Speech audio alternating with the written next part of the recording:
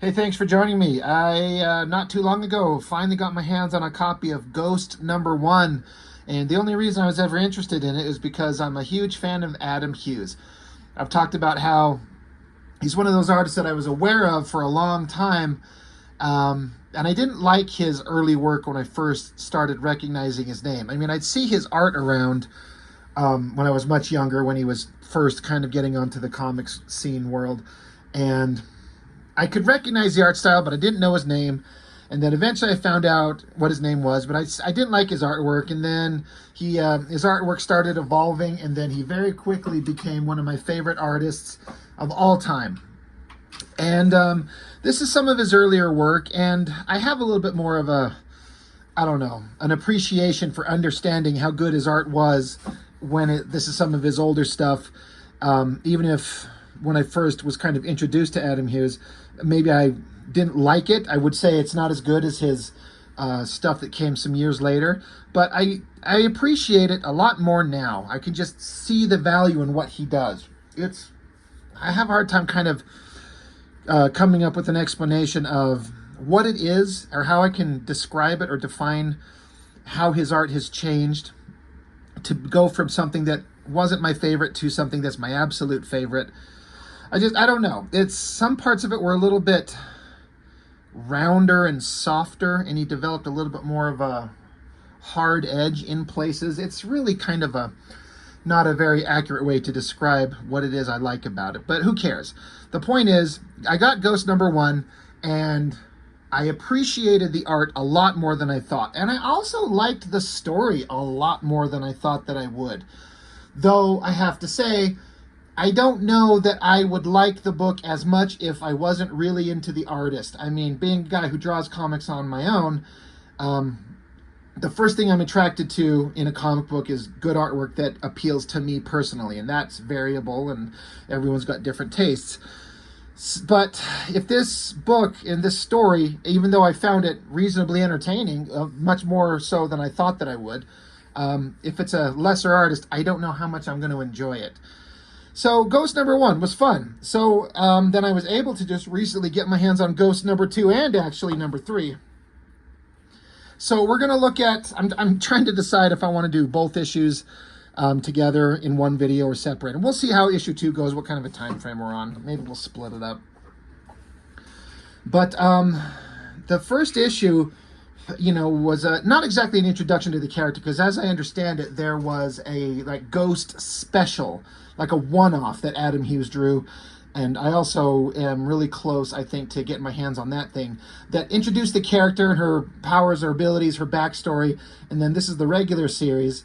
And issue 1 kind of reintroduces the character a bit, and we get to understand her ghostly powers. She's like a otherworldly spirit, but maybe not exactly a ghost, but maybe she is.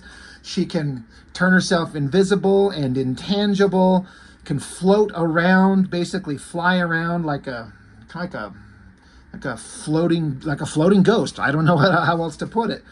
And she was murdered in her past life and can't remember almost anything from her past life, except that she's kind of like here on a mission of vengeance, which sounds cliche, but you can take a cliche concept and turn it into something that's still interesting. It's all about presentation and great design. Take a sexy ass girl and put her in like a corset, which is a term I could not think of on the last video, and somebody reminded me in the comments. I was like, what the hell is that thing that thing that the girls wear with this really tight and cinches up around their waist and pushes them boobies up tight?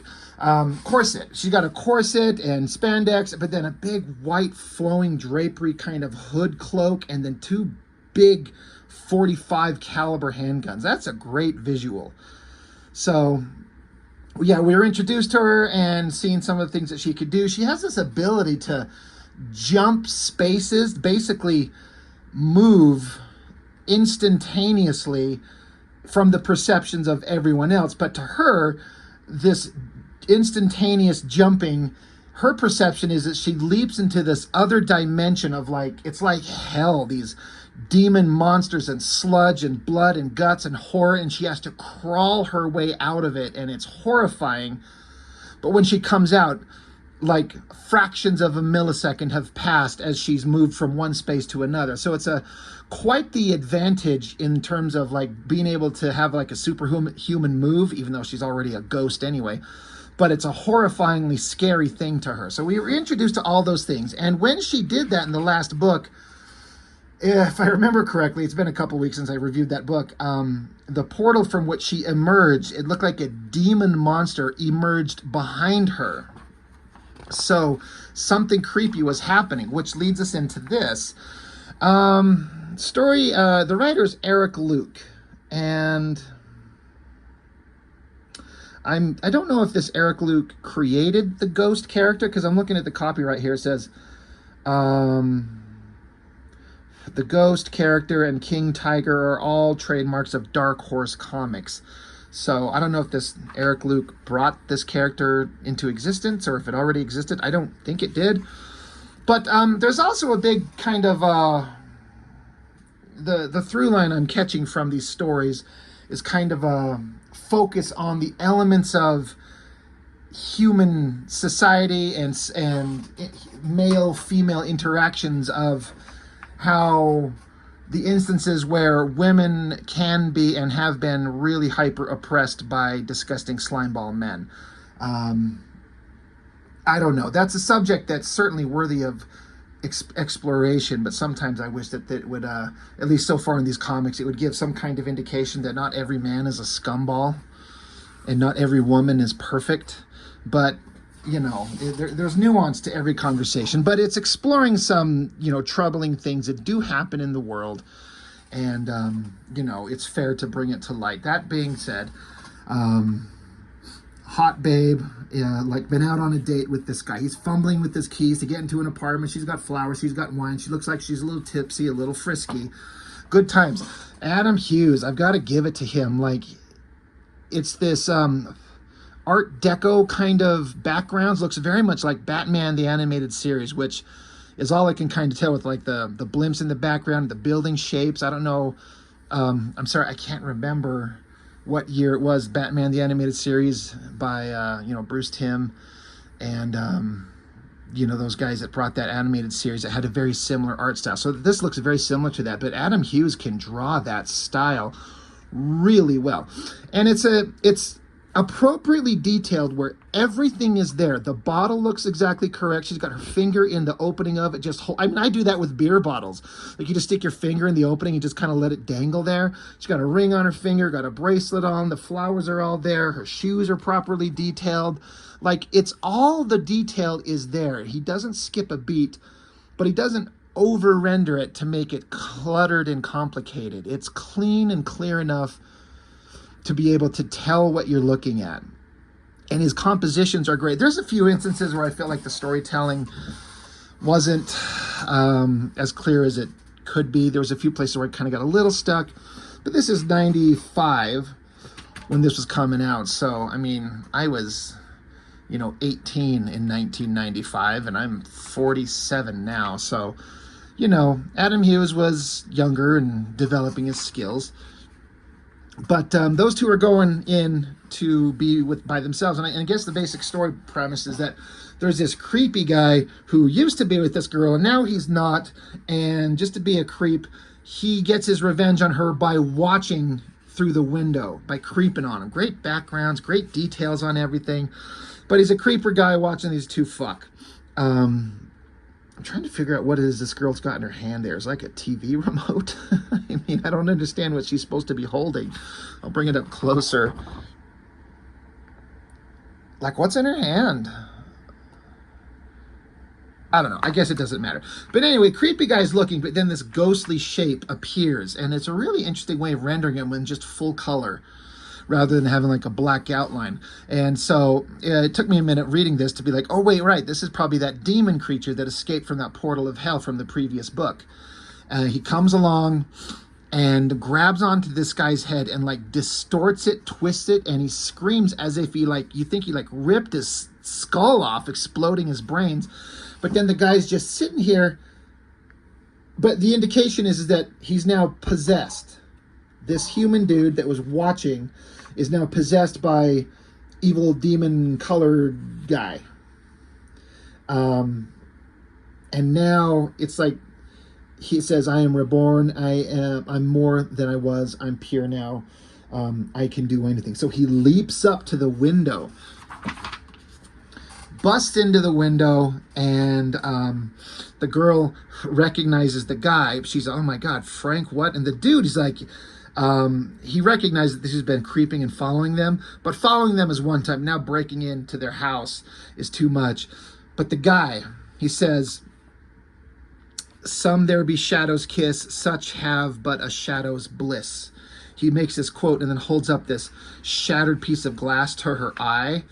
And then we cut over to this other page where clearly the woman's dead with the glass stuck in her eye. I have to comment on the art here. There are so many beautiful things going on in this page. The guy busting through the window is certainly fine.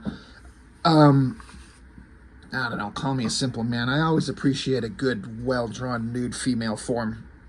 But Adam Hughes' ability, even at this time, and there's a couple other instances in this book that we'll see where he's able to define the form with just a simple, hard shadow shape on the body.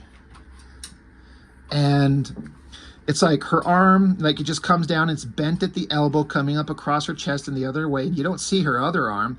But all these shadows just perfectly define the form in a way that's like, this is a guy that practices the art of drawing human figures and everything with meticulous detail and understanding. I'm like, does he find art model references? How does he learn how to do this? You know, back in 95, like I've talked about in other things, like, you know, it's easy for me, for example, today, just to get on my phone and start looking up art reference. Google image search, anywhere. You can find figure art reference anywhere. But in 95, were you to do this beyond finding somebody who will art model for you? Like, how do you learn this beyond learning it from life? And then I'm just curious as to where he got his skills from. I love the silhouette of the guy's face, and then just the highlight of like the TV light on the background, highlighting his chest and his arm here. And then the coloring with this like dark, cool color here and this highlight on the other side. Everything about it just looks great. I also love the way he does hair. These shapes. It's not the best version of how Adam Hughes does hair. I actually like it a lot better over here. But it's certainly close to the really solid, awesome way that he does it as he kind of develops in the future. I want to make sure I point out inkers. Mark Farmer and Tom Simmons. I don't know who Tom Simmons is, but Mark Farmer I definitely know of. And I've seen his work on Adam Hughes a bit, and I think it always looks great. This shot of her head, the eyes, the facial structure, the shadows, and then like the blood coming down, and then it's like her red hair oozing down and then into a pool of blood on the floor. So well done. And of course the ghostly figure of Ghost here. Again, I love the design with like the hood over her, top of her head, the big scarf thing. And then of course you got the sexiness with like the half covered chest and the corset hanging out, crisscrossing belts with their holsters. It's such a fantastic design. Whoever come up with that was brilliant. The Art Deco kind of lettering, it's kind of hard to read that as a G, to see a G8 like Ghost, but I guess if you know the book, you do see it. Just loving Adam Hughes' penciling here. Again, it's not peak, fully mature, fully epic art god Adam Hughes, but you can see it developing. Again, he's got great understanding of perspective on drawing the room and everything there, like all the furniture and boxy shapes, the bed, the table by it, the doorway, the window, everything's in like proper perspective. Ghost is looking around and it says, "No man of woman born." That's from King Lear, is it? Somebody can correct me on that. Maybe I'll say in here. I think it says in here. But anyway, she's investigating the murder of this girl and the guy. So she's, you know, floating around. She comes back to her, you know, I guess it's a play on the idea of like a superhero having a, like a secret lair, like Batman has the Batcave, or Superman has the Fortress of Solitude, or Spider-Man has the, I don't know, the bathroom in his apartment. Ghost floats back and she's got like I think it's like it's a cemetery, but it's like a big stone crypt that is like her own little area. You know, if it was demonstrated what it was in that special, which I don't own yet, or if it was in issue 1 and I kind of forgot. I know she goes to the cemetery, but she goes through these bars, and there's this big crazy window, and she sits in this big throne room chair as she's trying to figure out who's doing the murders. She stops, takes her cloak off. Again, how she's rendered in this lighter coloring, so all the black shapes are kind of blown out to give her that ghostly look.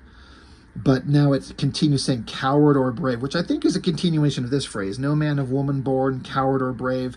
I think it gets into it what it is. But basically, her secret place has been compromised by someone, something, somewhere.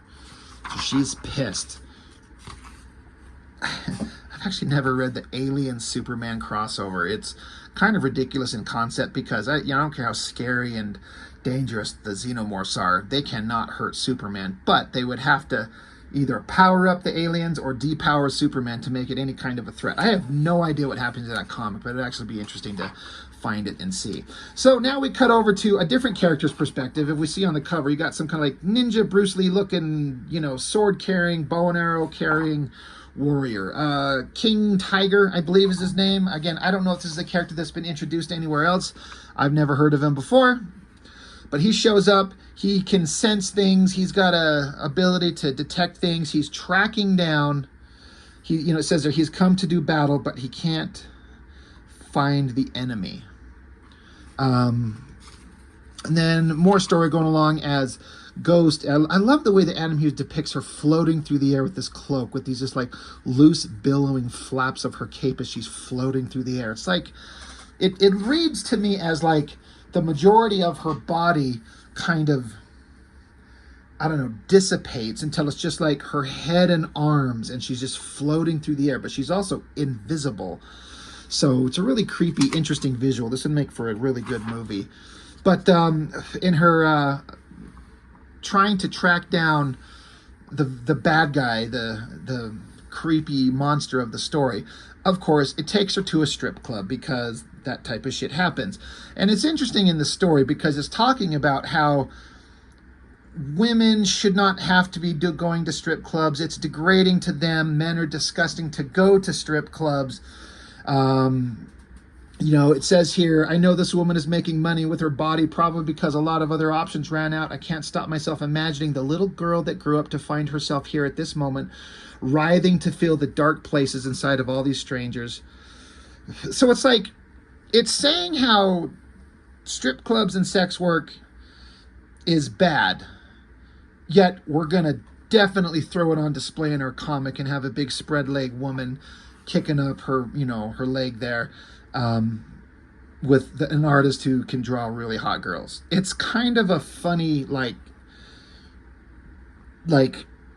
talking about how it's not good, but putting it in here anyway. I'd be really curious to know what the writer's kind of intention was. Did he mean it to not come across as sexy as Adam Hughes portrays it? Because this is what Adam Hughes is good at. He's known for drawing the hot babes. Anyway, that aside, I also was paying attention to talking about Adam Hughes being amazing.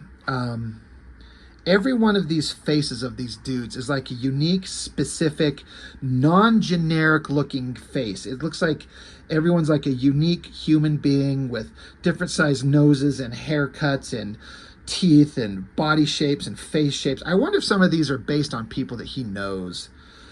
It's really well done. And I'm wondering what the point is of this girl with this skunk stripe in her hair, if that's supposed to be a reference to something. Is it Rogue? That'd be funny. Also, I can't help but get some kind of like a Wonder Woman vibe. I mean, with the outfit and the stars, the boots, and an M. Like, you flip that M upside down, it's a W, it's Wonder Woman. God, it was such overly emphasized right there on her crotch. Like, didn't have to be that way. And I'm all for drawing sexy babes. This is an example of just such great figure work. I would love to see the pencil on this before it gets inked. It's got this early Adam Hughes vibe that I've talked about before that I kind of don't like. He would draw his female figures with really broad upper shoulders and upper muscular upper bodies and very, very skinny hips. Now, women bodybuilders and girls with muscle, they do look like that. They build up their upper body and they tend to not be, generally speaking, have a lot of big curves in their hips. And any curve that they have in terms of like body fat is melted away down into rock hard solid muscle. So if you look at their bodies straight on, they're very slender, but then you turn them to the side and then the glute muscles that they've built up got a very prominent curve. So Adam Hughes draws these girls. In this era, it felt to me, he always had this vibe of wide upper bodies and very slender hips. Like this girl, even though the pose is different, kind of has the same thing. That aside, it's just like a little thing that I don't kind of like as far as the basic structure, but the shadowing, the highlight on the muscles, on the shoulder blades, the spine, the shadows on the butt cheeks right here, all through the face and the hair. It's all perfect. It looks so good. I'm always trying to draw like this, and I never come close to getting anything that looks like that. Adam Hughes is just so good. But back to the story, Ghost is tracking down the bad guy. She's following some dude, having more thoughts about how strippers shouldn't have to be going through this place. She's like, I know this girl's seen a lot of dark stuff. Then a guy comes out from the back room and starts shooting people. And of course, the stripper gets shot dead. And so Ghost is like, well, I'm going to teach this guy a lesson. But then we find out that evil demon creature is possessing this guy. It comes crawling out of his mouth. She's kind of shocked. And I guess he's super fast because he approaches Ghost really fast and fucking pops her right in the face. And she's like, one, wondering how is this guy so fast? And two, how did he touch her? Because she's supposed to be untouchable unless she wants to be, if I understand it correctly. Again, this demon creature's crawling out of this guy's body. You know, like it's kind of not clear up here, but it's his lower jaw, like he's crawling out of his mouth. So you can see like the skin part of his lower jaw as this guy's crawling out of him and then continues out of his body. Just craps out of him. But then suddenly, martial art guy, he's just here. His feet are just on the stage. He just showed up. He's just there flexing. So it was a little bit of a jarring transition having this guy just show up, just like, boom, there he is. I don't know. I feel like we could have seen a panel or two of him like in the background following. I know it's supposed to be a surprise that he just shows up, but it was a little bit jarring. That aside, he shows up, he flexes, he's like, face me. He pulls back his arrow. And then the creepy demon creature who's got the color body part of his like otherworldly self, but then he's got like this plastic looking Satan mask, like literally a mask with a strap holding it onto his head with this creepy smile. Asian guy shoots an arrow right through his face. Twang, good kind of like I understood here. Shoots it, hits him. The motion kind of works well. But it doesn't affect the guy. He just bites down and snaps the arrow. Ghost is like, what the fuck is this thing? So then demon guy picks up a table, snaps off a table leg, and it took me a second. I didn't quite catch this on the first read, like the first glance through, but it stabs Asian guy right through the chest. Just punctures this table leg right through his chest there.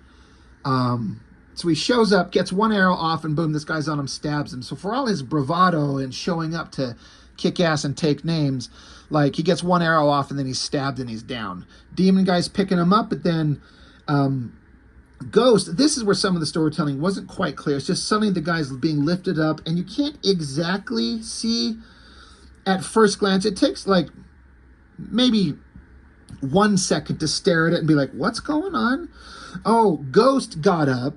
She turned back into her ghostly self, grabbed onto Asian guy, turning him invisible or intangible or whatever, or both, and is lifting him out of the way, out of harm's reach from the guy. And Demon Guy's like, ah, touche, I believe that's first point to you.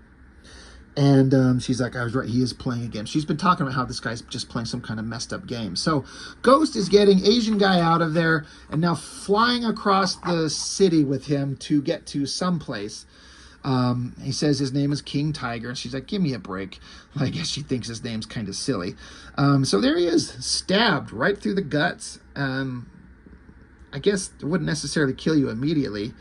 But she brings him back to this place. He can't go to a hospital. Says he's called for help, and there's a little blonde friend waiting for him back at the hotel. So there's some hot babe there with some bags of stuff, and she's like, he's lived through much worse than this, trust me, so he'll heal up. So they're like, all right, well, I guess we're both chasing the same thing. And so King Tiger gives her these 45 caliber bullets with some writing on them. And he's like, these will probably help you. Like, you carry around those big 45s, put these bullets in them, this will help you take him down. She's like, all right, well, how do I find this guy? And he's like, oh, don't worry about that. He'll find you. So now she's kind of doing the Batman thing, like standing on the roof of a building, lost in inner monologue thought. One of these blimps in the sky is just floating around, and it turns towards her. And she's kind of not paying attention to it, because why would you be worried about a blimp in the sky? But she turns and sees that Demon Guy's in control of it. We get a big splash page as it just, boom, slams into one of the building right where she was at and explodes. Again, great drawing, great like architecture and great coloring. I like these little figures down here at the bottom with the highlights on them, kind of lighting them up as they look on. But Ghost Girl is like, well, no matter what's going on, I'm ready to take him on. And so there's fire everywhere. Of course, she's not hurt. He stands up and starts yapping a bunch of stuff. He's got some connection to her, and she gets sick of listening to what he's got to say. So she unloads a couple rounds on him, shoots him 4 times. Great shot. I was talking about how Adam Hughes had some actual physical props to reference for these guns. So she fires 4 shots in, well, I thought 4 because there's 4 holes over. There's 1, 2, 3, 4, 5 shell casings, whatever. Get it right, Adam Hughes. 4 bullet holes, 5 casings. Pfft, what kind of cut rate production is this? Just kidding. But it hurts him, but it doesn't stop him. So it gets him even more angry. He punches her, punches her, punches her. And then he says the whole reason he's here is to kill her. So it's kind of like a, I don't know, it's like a depiction of, obviously she's defeated, she's bloody, she's lost her cloak, she's lost her guns, she's limp and kind of without able to fight back. But it also looks like kind of like almost a romantic poster, like where he's holding his girl, you know, almost like a dance thing or something like that. I don't know. It's really interesting. I kind of like it. But yeah, that's the end of book 2. So we've gone almost 30 minutes, so I'm not going to do book 3 at the same time. I'll make that a separate video. Excuse me. The one thing that I'm a little bit, I don't want to say unhappy about, is that Adam Hughes is notorious for being slow. So he did the special, and then there was however much time in between issues 1 of Ghost and issue 2. Issue 3, he only did like the first few pages and the last few pages, and everything else inside was drawn by other artists. And as I understand it, after that, he didn't draw any more of it. I'm guessing it was either one of 2 things. He was only contracted to draw the first 3 issues, or he just discovered he's not fast enough to stay up on a monthly gig, so he gave it up and moved on to let other people draw. Because as I remember, these books were well received, and so, you know, you don't want to stand in the way of their success if you're just too damn slow to draw it. So I was a little bit bummed out that I only get 2 full issues of Adam Hughes and then a 3rd one that's partially him. But all that being said, Ghost number 2, pretty entertaining, and Adam Hughes is just one of the best artists out there with an understanding far and above so many other artists working. And to this day, he's just at peak form. He's just incredible. So if you don't know much about Adam Hughes' work, I highly recommend you seek him out. Anyway, that's all I got for now. Thanks for watching. I'll see you on the next one.